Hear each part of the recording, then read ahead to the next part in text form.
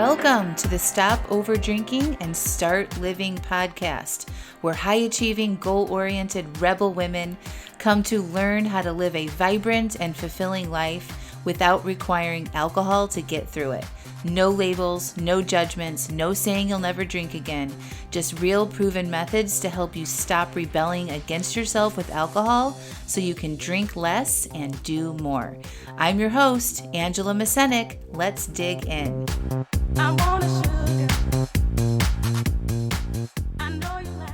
Welcome to episode 182, Power of the Pause. Hello, hello, hello. Oof, another good episode. For the past couple episodes, I'm sharing some of my most popular episodes, which I think you should all re-listen to. The power of the pause is hugely impactful.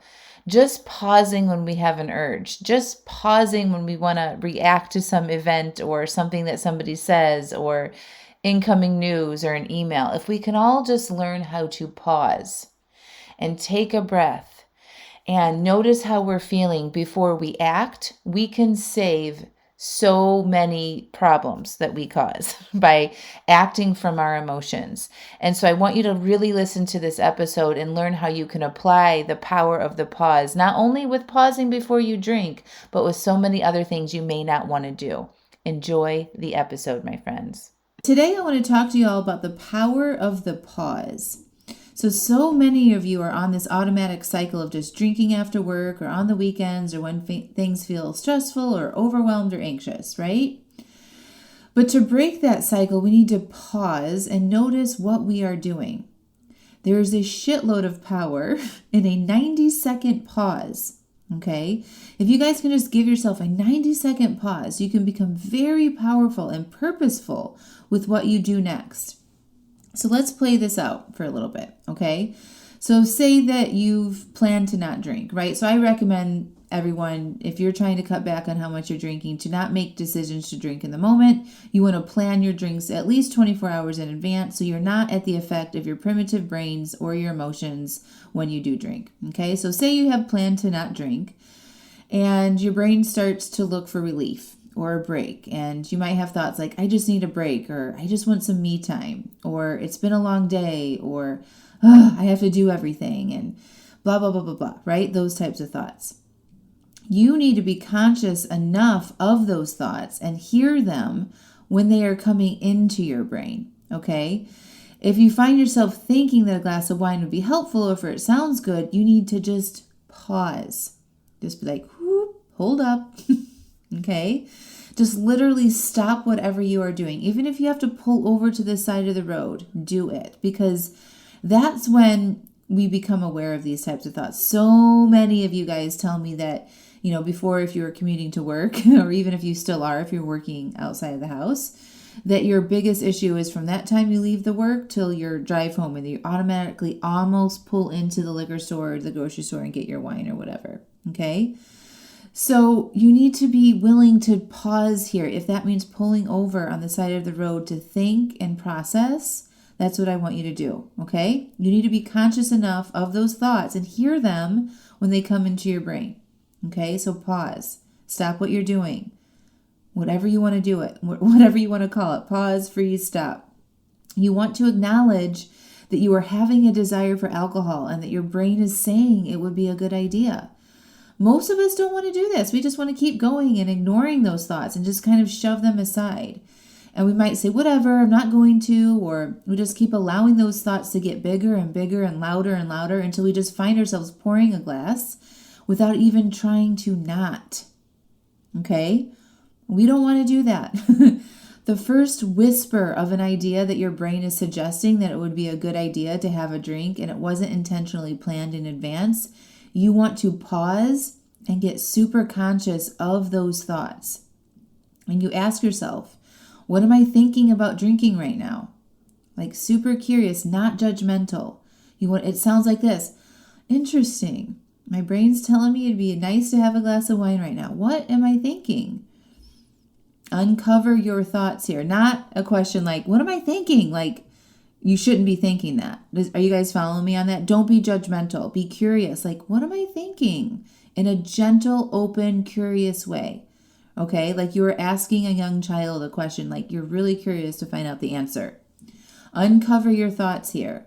What is your brain saying to you? Listen to what it's saying, okay? And then take a few minutes to analyze and question those thoughts. Are they true? Would having a drink right in this moment give you what you actually need? Would it help anything? What would drinking actually help you do in this moment? And the answer is probably a whole lot of nothing, right? Like what you actually need is probably to unwind, to maybe do a meditation, to go for a walk, to take a nap, to lay down on your bed, to process and feel, right? So often, like we look to alcohol to solve all the things: tiredness, overwhelm, anxiety, joy, happiness, right? We don't need alcohol to solve those problems. And half the time they're not problems. We're just used to our brain delivering up this thought that alcohol is the solution. We haven't been willing to pause and challenge those types of thoughts, right? So really what you want to notice is what your brain is saying that alcohol will help you do. And be honest. Tell yourself the whole picture. Okay, get real with the truth about what drinking today or in this moment actually will do for you. What will drinking in this moment steal from you? What will drinking in this moment prevent you from doing? What will drinking in this moment cause you to feel tomorrow? Paint the full picture, the whole story. Then decide or recommit that you are going to allow yourself to feel the urge to drink as an option to drinking. You don't even need to take drinking off the table right now, but give your brain another choice here. It's like I could drink, or I could allow and process the urge to drink. I could try and process the urge to drink and see what happens. Okay? Honestly, this takes the pressure off the decision to drink. It's like you aren't saying no, you can't, which often your brain wants to rebel against, right? You are saying, hey, let's give this a try first. It's an alternative. It gives your brain a choice, and us mere human mortals like that. Especially if you are a rebel at heart, right? Us rebels don't like a hard line drawn in the sand, especially when it comes to being told what we can or can't do. What we like are choices, right? You, rebel, you have a lot of power in this moment. You can choose to pause, acknowledge your thoughts about wanting to drink and or eat, and tell yourself you can eat or drink and go down that path, or you could process and feel the urge to do it. But you don't have that power if you don't pause and acknowledge what is going on in your head. You will always have the power of a choice no matter what. Don't tell yourself anything else here. I think so many of you guys are afraid of the urges and you don't want to acknowledge that, because if you pause and acknowledge your thoughts about wanting to drink, you're scared that you're going to feel the urges to drink and that you will drink. But listen, most of you end up drinking because you are avoiding these thoughts and urges, right? Think about your own behavior here.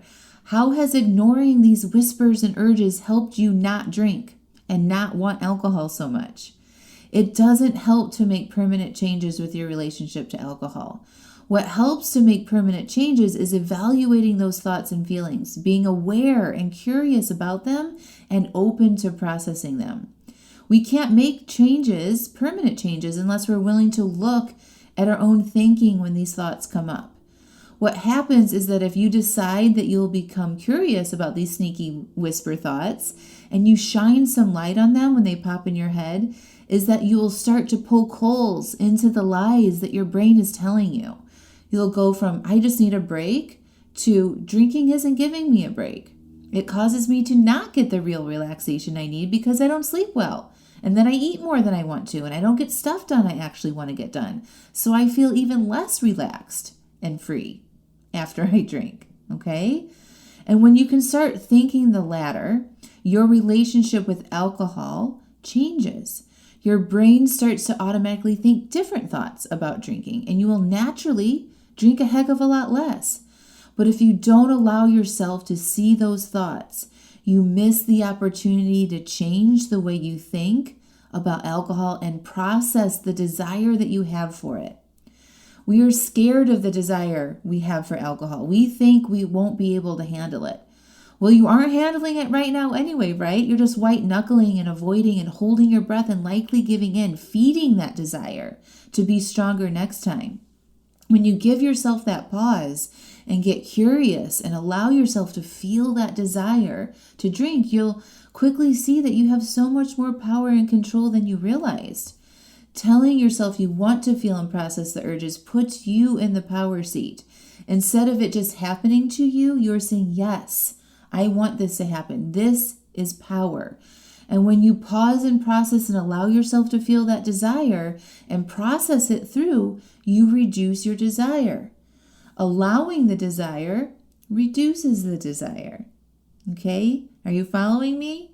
Allowing your desire to be present and you notice it and you allow it space to be there reduces your desire. Okay? It doesn't feed the desire. Allowing the desire doesn't make the desire grow. It has the opposite effect. Allowing the desire and the urge makes it go down. I know this sounds crazy, but you guys, this is true. This is what happens because when you allow your urges and process them and you breathe and you stop resisting and you're basically signaling to your brain that there's no issue here. There's no reward on the other side of the urge, so your brain will go through some motivation to get you to go do something else that has a reward on the other side of it. And your brain won't keep delivering you this strong urge all night long if you allow and process it. Allow it some space to be felt, breathe it in, and allow it to be there. Avoiding makes it louder. It wants to be heard. So it's just going to keep getting stronger and louder and harder to resist. Okay? Makes sense? Don't be scared of this. Go into it with curiosity. Try the I could drink, or I could process and feel this urge and see what I'm thinking right now. Slow down, pause, stop, and breathe. Do it the first time you become aware of it. Once you get good at this, you'll be able to move through them in under a couple of minutes. It's not a big thing, I promise you. And if you do end up drinking, now you have information and data. Now you are able to identify the thoughts and the feelings you are having, and you can have a plan for how to change your thoughts next time and understand your feelings more. Either way, the power of the pause holds so much power in your road to stop over drinking and to start living. Tap into that power with a simple pause. The power there is very strong, and you have the capability of pausing and tapping into your own power. You all do. All right. Do you want to learn how to pause with real support? You need to join the 6-month Stop Over Drinking and Start Living coaching program, where we learn in month 1 when you join, it's all about feelings, how to identify your feelings, how to pause and breathe and name and describe how you're feeling before you do. Our feelings drive all of our actions, like drinking, like slamming the door, like talking to people. Anything that we do throughout the day is driven by how we feel. So that's why in month 1 of my coaching program, we really go deep there and we understand ourselves and what feelings drive us to take certain actions. And we learn how to pause, and you apply this in your real life with support from me. So click through and join the program. AngelaMascenik.com/join SODSL. You don't need to wait anymore, my friends. I've got you. See you inside the program.